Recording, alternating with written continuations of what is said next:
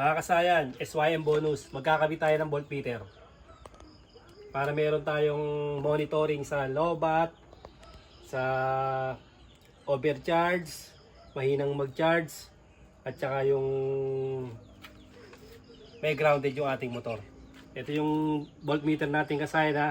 Tapos, depende sa inyo kung saan nyo gustong ipwesto. Pwede rito, pwede itornilyo dito. Kasi may kasama namang tornilyo to. Pwede rin naman di na kayo magbubutas dito. Iki-cable tie lang na parang ganito. Siya kasaya no. May kasama rin tong cable tie.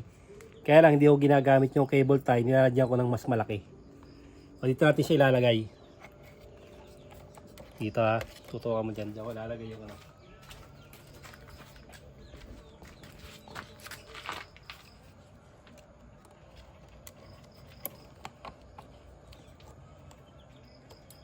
Cable tie lang natin. Pagka gusto naman itornilyo, dito yun ha.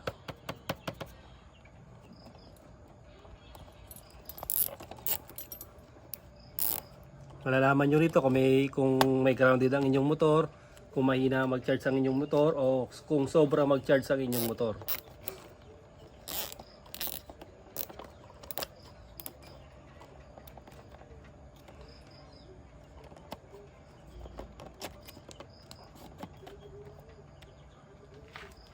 Tapos eto, pwede rito ha, dito ka sa harap.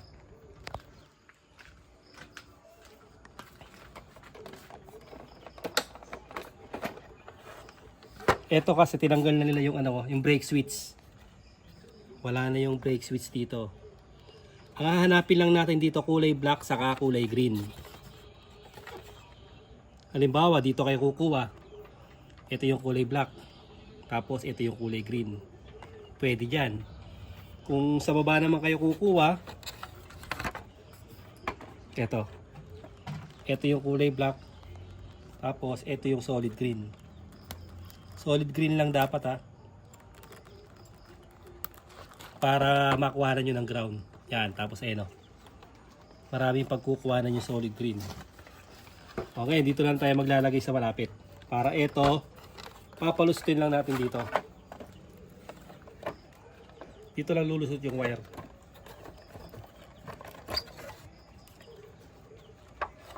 Pag stuck yung SYM nyo, dito sa brake switch ha, meron dito na kulay black. Kaya lang wala tinanggal nila eh. Kaya ang gagawin natin, dito lang tayo maglalagay.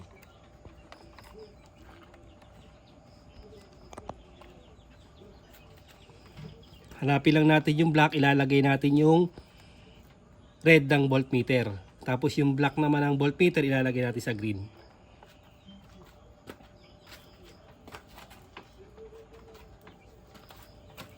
Tubalod na naman yung ano natin ha. Yun, chinelas.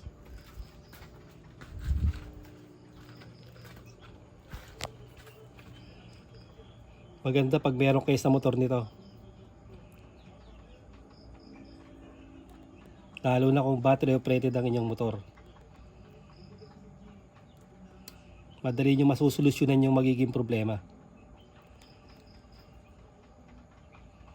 Yung kulay red, ilalagay natin sa kulay black.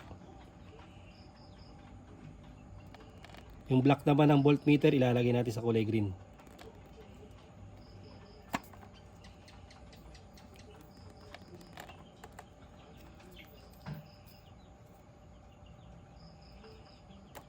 Medyo abaan nyo lang konti ha, para mas maano siya. Para mas makapit.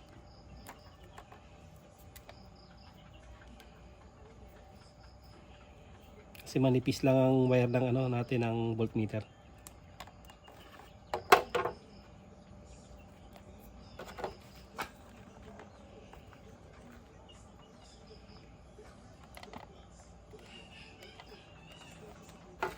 Ito yung accessory wire ha, yung paglalagyan natin. Red yung ilalagay natin dyan.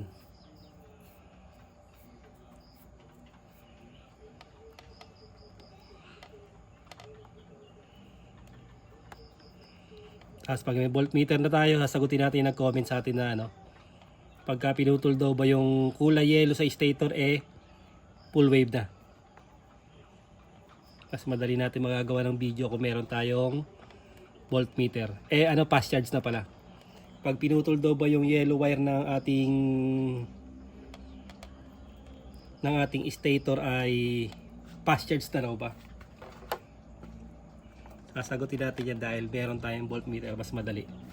Tapos yung isa dito, kulay green ha.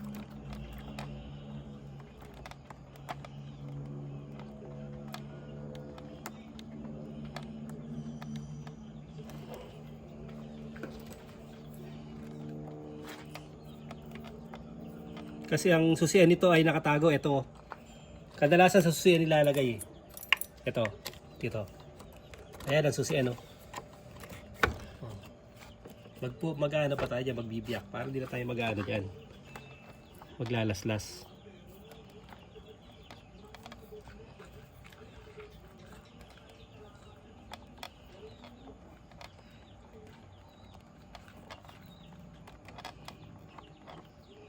Green ng ating SYMI ground. Yung black naman ng ating SYM accessory wire. Sa voltmeter naman, yung black ay ground. Yung red naman ang positive.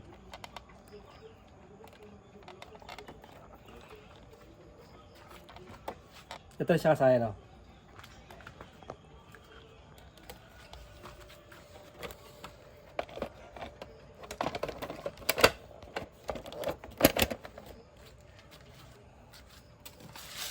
Ito kasi pasira na rin yung battery nito.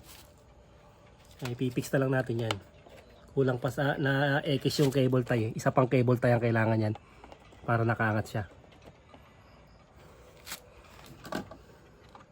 Kasi muna natin sa charging.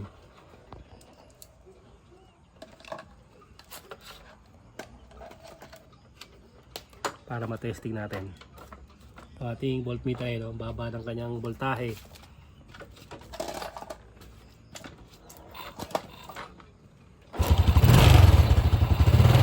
Siya kasaya.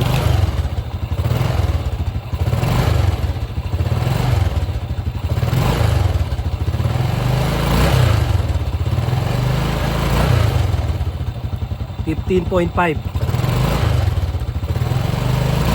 15.6. Kasi itong motor na naka-fast charge. Yan ang susunod natin na topic niya, kasayan. Kung paano mag-fast charge ng ating motor na naka-power uplines. Kaya kinabitan natin ng voltmeter para mas madali nating matrace. Yun lang kasimple, kasayan, ha. Positive yung yung red nito, ilalagay natin sa accessory wire. Tapos yung black naman itong voltmeter, ilalagay naman natin sa sa kulay green. Yan yung malalaman na palobat na. Makakapag-adjust ka na kagad ng mga ilaw, matatanggal mo na kagad siya. Para ma-charge mo muna siya bago ka magbukas ng ilaw.